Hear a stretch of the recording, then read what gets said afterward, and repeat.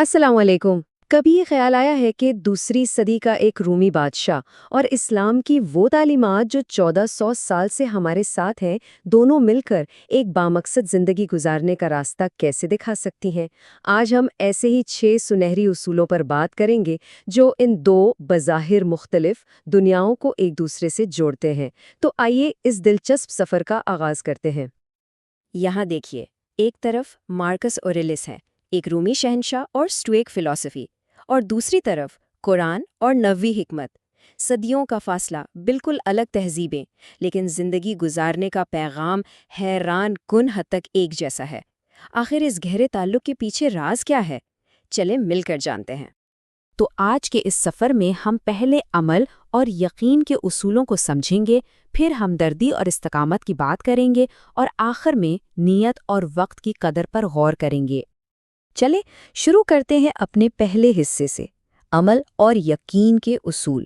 اصل میں یہی وہ بنیاد ہے جس پر ایک بامقصد زندگی کی پوری عمارت کھڑی ہوتی ہے۔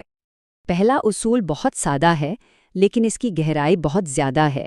جو بھی کام کریں، اچھا کریں۔ مارکس اوریلیس ہمیں یاد دلاتے ہیں کہ دنیا ہمیں ہماری باتوں سے نہیں بلکہ ہمارے کاموں کے معیار سے جانتی ہے۔ اور یہی سوچ، یہی فلسفہ ہمیں اسلامی تعلیمات میں بھی ملتا ہے۔ قرآن پاک میں ارشاد ہے، عمل کرو کیونکہ اللہ تمہارے عمل کو دیکھے گا۔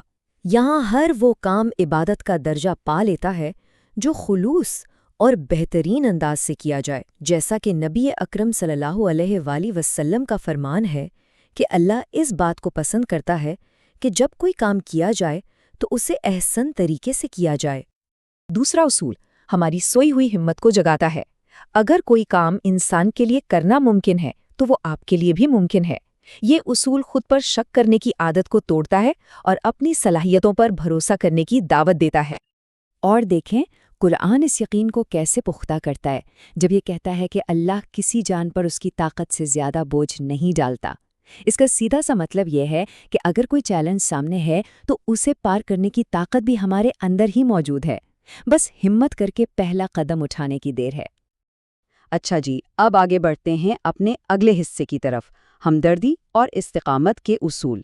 یہ اصول ہمیں سکھاتے ہیں کہ لوگوں سے تعلقات اور زندگی کی مشکلات کا سامنا کیسے کرنا ہے، جو ایک بھرپور زندگی کے لیے بے حد ضروری ہے۔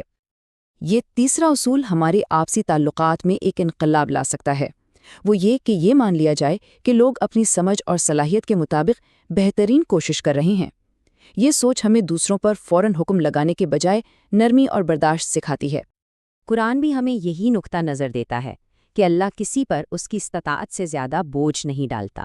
جب ہم اس زاویے سے دوسروں کو دیکھتے ہیں تو غصے کی جگہ ہمدردی لے لیتی ہے، اور اسی سے ایک پرسکون معاشرہ بنتا ہے نا؟ اور اب چوتھا اصول، اور سچ پوچھیں تو یہ اسٹوئک فلسفے کی جان ہے۔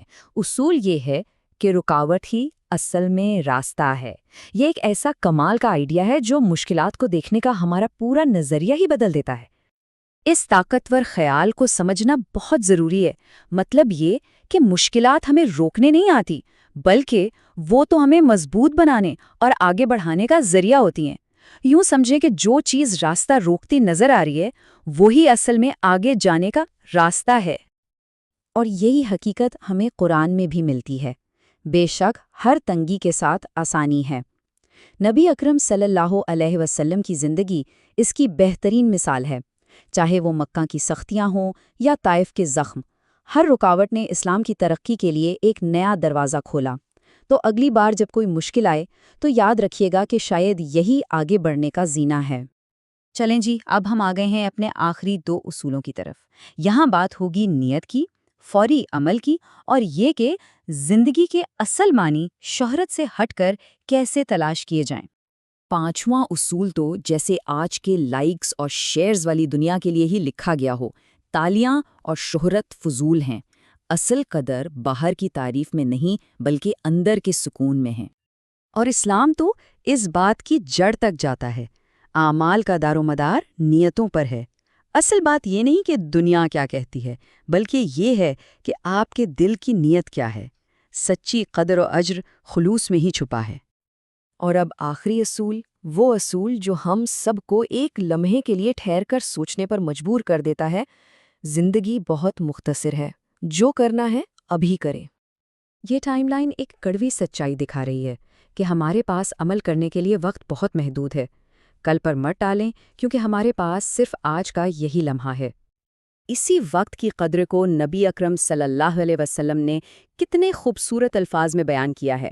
5 چیزوں کو 5 چیزوں سے پہلے غنیمت جانو، اور ان میں سے ایک ہے اپنی زندگی کو اپنی موت سے پہلے۔ یہ ایک یاد دہانی ہے کہ وقت وہ خزانہ ہے جو ہر لمحہ کم ہو رہا ہے۔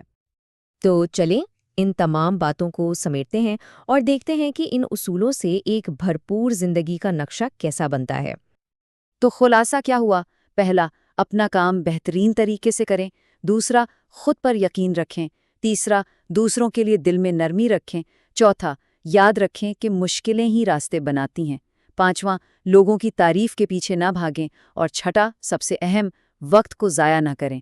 یہی وہ چابیاں ہیں جو ایک بامقصد زندگی کا دروازہ کھولتی ہیں۔ اور ایک بات ہمیشہ یاد رکھنے کی ہے، زندگی کی لمبائی نہیں، اس کی گہرائی اہم ہے۔ اگر ان اصولوں کے ساتھ جیا جائے تو ایک مختصر زندگی بھی لازوال بن سکتی ہے۔ اور آخر میں ایک سوال، آج کی اس بھاگتی دوڑتی زندگی میں ان قدیم حکمتوں میں سے کون سی بات دل کو سب سے زیادہ چھوتی ہے؟ اس پر ضرور سوچیے گا۔